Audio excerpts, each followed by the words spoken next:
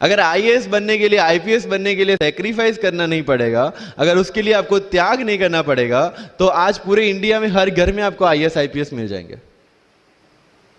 So when you are entering into this game of UPSC or MPSC, make sure that you have to sacrifice anything which will take you to your goal.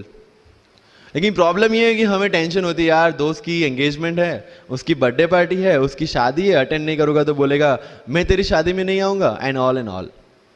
लेकिन believe me, जब आप IAS बन जाओगे, वो सामने से याद दिलाएगा, भाई इनविटेशन कार्ड नहीं भेजा तूने. समझ रहे हो? तो जो कुछ भी इसके लिए सेक्रीफाइस कर रहे हो, वो जब आप उस पोस्ट पे पहुंचोगे, सब कुछ वर्थ है, सब कुछ. ये जितने भी फोटोग्राफ्स लगे हैं, सर ने जैसे बताया कि जितने भी इंसान सक्सेसफुल हुए, अगर आप उसकी लाइफ स्टोरी देखेंगे तो कहीं ना कहीं एक मोमेंट आता है जहां पे वो इंसान की जो स्ट्रगल है वो पीक पे हो जाते हैं. वो इस मोमेंट पे आपको डिसाइड करना है कि आपको वहां से यू टर्न लेना है या आपको वहां से आगे निकलना है. इन सब लोगों ने डिसाइड किया कि उनको वहां से आगे निकलना है. एंड दैट इज द फंडा ऑफ लाइफ.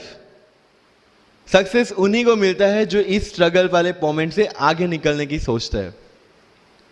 जब भी आपको लगे कि आपके सिर पे बहुत मुसीबत है, जब भी आपको लगे कि आप हर तरह से गिर चुके हैं, जब भी आपको लगे कि आपके पास कोई ऑप्शन नहीं है, तब एक चीज आप अपने दिमाग में लाइएगा कि यही मोमेंट है जहां से आपकी तकदीर बदलने वाली है.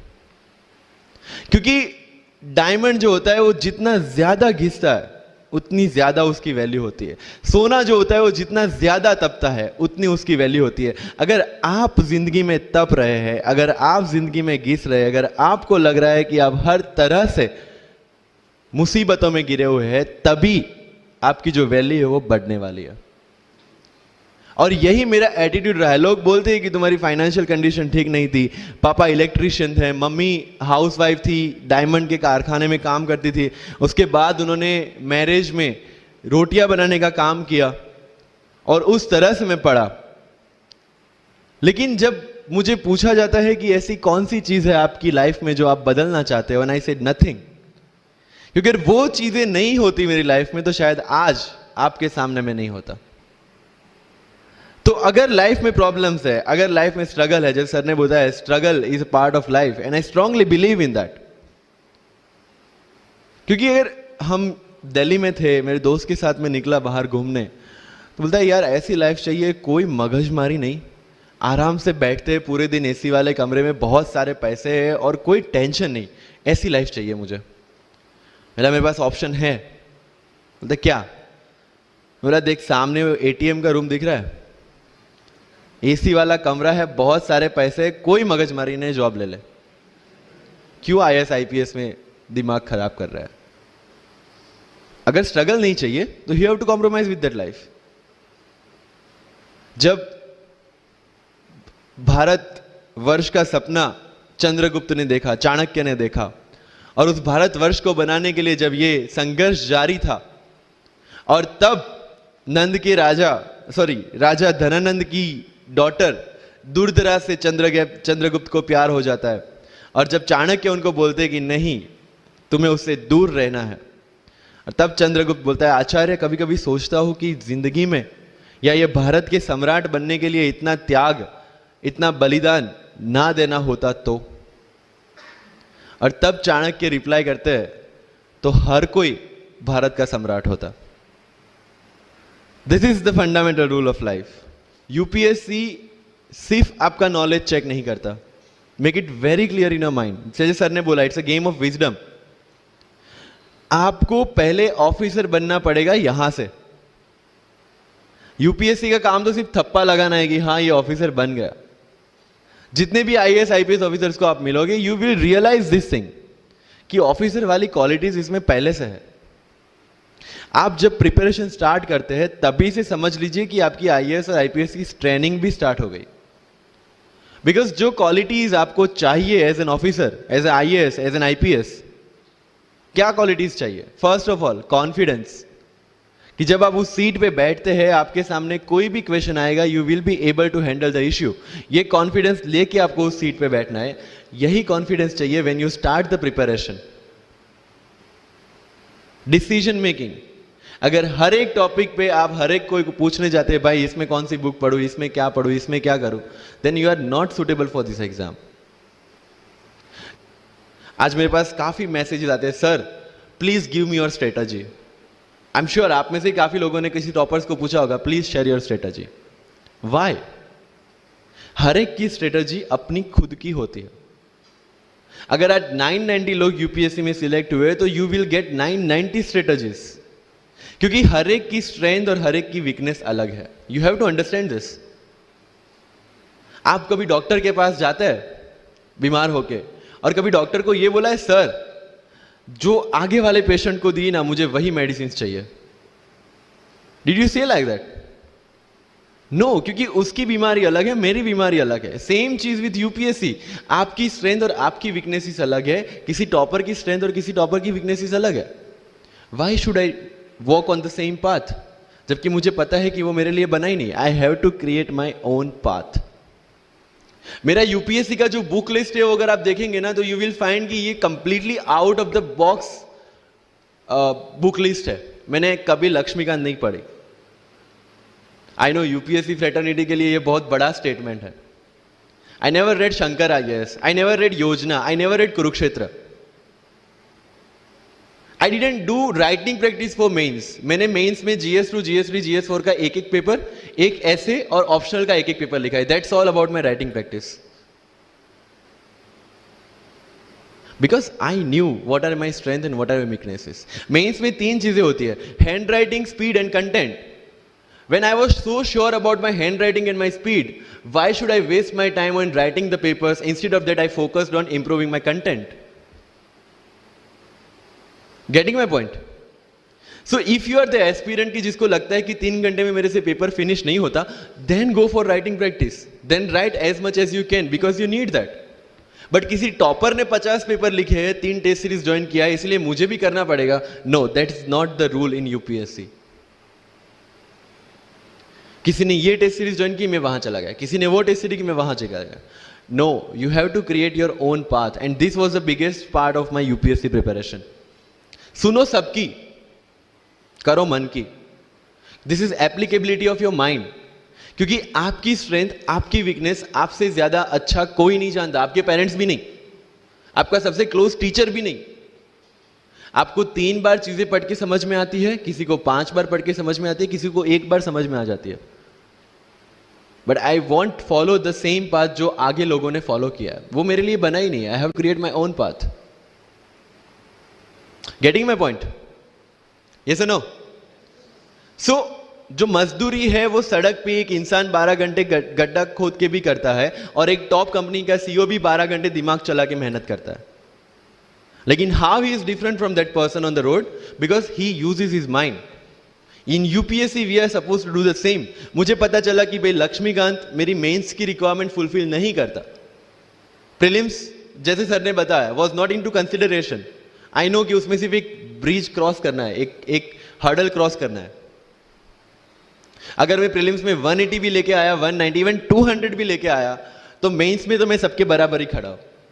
Why to waste your time and energy on something which is just qualifying? Instead of that, put your focus and energy to something, mains and interview, कि जिसकी वजह से आपको सर्विस मिलना है। Good marks in mains ensure that you are in the list. Good marks in interview ensure that you get the service of your preference. Prelims is about quality. Mains is about quantity. Prelims में always मेरा target एक ही था, जो भी test में देता था, जो भी मैं सॉल्व करता था, I just need to cross 120, that's all. जितना सेफली मैं 120 क्रॉस कर लेता था, I put the paper aside, क्योंकि आज तक यूपीएससी का कट ऑफ कभी 120 से ऊपर गया नहीं और जाने वाला नहीं है। That was very clear in my mind. So minimum risk लेके मैक्सिमम आउटपुट लेना वो प्रीलिम्स का काम था। एंड उसके लिए आपको सिर्फ प्रैक्टिस ही चाहिए। As sir said, there is no separate preparation for prelims. What I did, January तक मेंस ओरिएंटेड प्रिपरेशन, फरवरी से I started test series. Vajiram में जनवरी से टेस्ट सीरीज स्टार्ट हो जाती है। I started test series, I started revising the things and then prelims आ गया, दे दिया, खत्म। सो मेरा स्ट्रिक्टली एक ही चीज आपको कहना है कि अगर आपका प्रीलिम्स जून में है तो मिड ऑफ मई तक सारी टेस्ट सीरीज खत्म कीजिए। लास्ट 15 डेज में सिर्फ यूपीएससी के प्रीवियस ईयर के पेपर्स कीजिए, तो आपका जो माइंड सेट है वो यूपीएससी एंगल से सेट हो जाएगा। जो पर्सनालिटी टेस्ट लास्ट में यूपीएससी लेता है, इंटरव्यू नहीं है वो। We consider it as interrogation. Interview को इंट्रोगेशन लेके चलता है, वहां पे पूछताछ होगी नहीं। अगर यूपीएससी की इंटरव्यू में 10 में से 9 क्वेश्चन के आंसर भी आप सॉरी सर और sorry ma'am I don't know कह के देते हैं, उसका कोई इंपैक्ट नहीं पड़ता। इंपैक्ट पड़ता है वो 9 क्वेश्चन न आने का प्रेशर आप कैसे हैंडल करते हैं।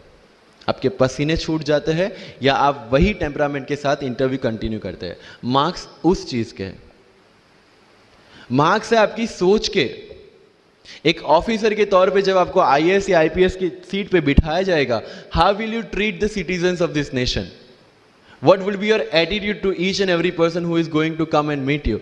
These things are being tested during UPSC interview. और इस सारी जर्नी में अगर सबसे इंपॉर्टेंट कोई चीज है तो that is your learning attitude, और not for UPSC, for life even. Because when I am speaking in front of you in Hindi and English, to be very clear, I belong to rural background of Gujarat, और मेरा study जो हुआ है वो पूरा Gujarati medium में हुआ है, गवर्नमेंट स्कूल में। 12th तक का स्टडी मेरा गवर्नमेंट स्कूल में हुआ है, गुजराती बोर्ड में, गुजराती मीडियम में। And yet I can give my UPSC interview in English in Delhi and score such marks. Where did it come from? कहां से आता है ये? मुझे अभी भी याद है, मेरा college National Institute of Technology Surat था, जहां पे मेरे साथ जो पढ़ने वाले बच्चे थे वो सारे सीबीएसई आईसीएसई वाले थे, और मैं एज ए एलियन वहां पे पहुंचा था, क्योंकि तब मुझे पता चला कि मैकडी जैसा भी कुछ है और उसमें बर्गर जैसा भी कुछ मिलता है। That was my first exposure to any metro city. एंड जब मैं उनसे इंटरेक्शन करता था और इंग्लिश बोलने की ट्राई करता था, तो जैसे संजू मूवी में इंग्लिश दिखाया गया है गुजरातियों का, जो जीरो को जीरो बोलते हैं, उसी तरह I was also like that. Mother tongue influence आ जाता है, it's very obvious. So I use to speak notes and not notes, और डोर एंड नॉट डोर, और don't and not don't. So they used to make fun of me. Safin, it's not don't, it's don't. Okay, fine. I had 2 options. Either I stop speaking English with them or improve on that and go ahead. I decided the second option. When I started my preparation of civil services, जो English medium में करनी थी, वाजीराम में मैंने coaching किया, जहाँ पे पूरा इंग्लिश मीडियम में था, सारे सब्जेक्ट्स मेरे लिए नए थे। I started from the scratch. I started from the English medium NCERT of standard 5 and 6, Gujarati dictionary, Gujarati to English dictionary, and then I started my preparation. कभी कभी ऐसा होता था कि द हिंदू का पूरा एडिटोरियल पढ़ लिया और उसके बाद आई वाज लाइक कि मैंने क्या पढ़ा। ये होगा, सबके साथ होगा। बट उस जगह अगर आप टिक गए, उस जगह अगर आपने पेशेंस रखा, उस जगह आपने अगर सर्वाइव कर दिया, तो इस एग्जाम में भी सर्वाइव कर जाओगे। क्योंकि यूपीएससी की जो रेस है उसमें कभी भी कछुआ, कभी भी खरगोश नहीं जीतेगा। इसमें जीतने वाला ऑलवेज कछुआ ही होगा, जो स्लो बट स्टेडी रहेगा। लग जाते हैं 5 साल भी लग जाते हैं, 7 साल भी लग जाते हैं, 9 साल भी लगे हैं लोगों को एग्जाम क्लियर करने के लिए। लेकिन बिलीव में जब रिजल्ट आएगा ना, तो वो सारा सेक्रीफाइस आपको वर्थ लगेगा। आप पढ़िए लोगों के इंटरव्यूज। मैंने क्या किया कॉलेज के 4 साल में, I went through each and every interview of UPSC toppers on YouTube. Ira Singhal से लेके टीना डावी मैम तक सबकी इंटरव्यूज मैंने देखे। For what? Just to know कि उन्होंने ऐसी कौन सी गलतियां की थी जिससे इनको इतना टाइम लग गया, और मुझे कौन सी गलतियां रिपीट नहीं करनी है। क्योंकि चाणक्य ने कहा है कि दूसरों के एक्सपीरियंस से जो सीखते हैं ना, वो जल्दी आगे आ जाता है। क्योंकि खुद सब कुछ अनुभव करके सीखने के लिए जिंदगी काफी छोटी है। I did the same. 4 साल में हर एक टॉपर का इंटरव्यू देख लिया, चीजें समझ ली कि ऐसी कौन सी चीजें जो इन सब ने की है, और ऐसी कौन सी चीजें हैं जो गलतियां हैं जो इन्होंने की और जो मुझे रिपीट नहीं करनी है। सो जब युद्ध के मैदान में हम उतरते हैं, इस चक्रव्यूह में उतरते हैं, तो अभिमन्यु की तरह नहीं, अर्जुन की प्रिपरेशन के साथ उतरना है कि हमें पता होना चाहिए कि इससे बाहर कैसे निकले। I did the same. College के 4 साल इंटरव्यूज देखे, ब्लॉग्स पढ़े, समझा कि इसमें कॉमन मिनिमम क्या है। वो जो कहानी अगर आपने सुनी हो कि शार्पनिंग द एक्स, रोज अगर आप पेड़ काटने के लिए जाते हैं तो you have to sharpen your axe, otherwise day by day आपकी जो एफिशिएंसी है वो कम होती जाएगी। 4 years in my college I sharpen my x, जिससे 1 साल में मुझे कहीं पे रुकना ना पड़े। This was the strategy.